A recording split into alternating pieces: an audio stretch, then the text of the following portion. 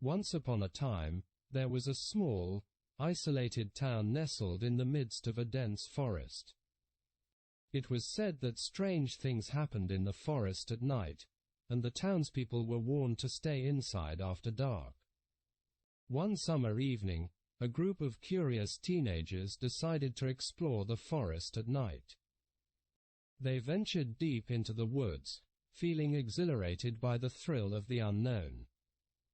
But as they wandered further, they noticed that the trees seemed to be closing in around them, and the air grew colder and colder.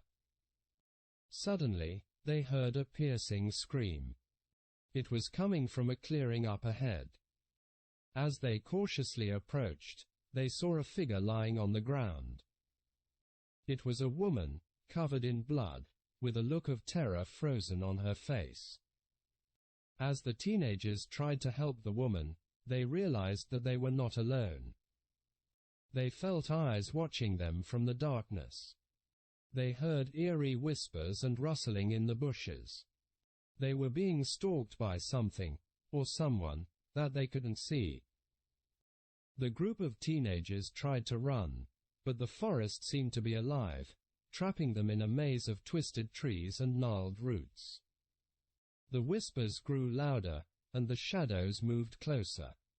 They were surrounded by an evil presence, and they knew that they were in grave danger. Just as they thought all hope was lost, they saw a faint glimmer of light in the distance. They ran towards it, hoping it was a way out of the forest. As they drew closer, they realized that it was an old abandoned cabin, with a single candle flickering in the window. They stumbled inside, locking the door behind them, and huddled together in the corner. They listened in terror as the evil presence circled the cabin, pounding on the door and rattling the windows. But it couldn't get in. The teenagers were trapped inside the cabin for the rest of the night, listening to the sounds of the forest and waiting for dawn to break. As the sun rose, they cautiously stepped outside, relieved to be alive. They looked around, but the forest was empty. The evil presence had disappeared without a trace. The teenagers never spoke of that night again.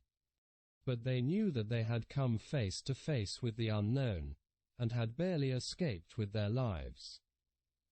From that day on, they never ventured into the forest at night again, for fear of what they might encounter.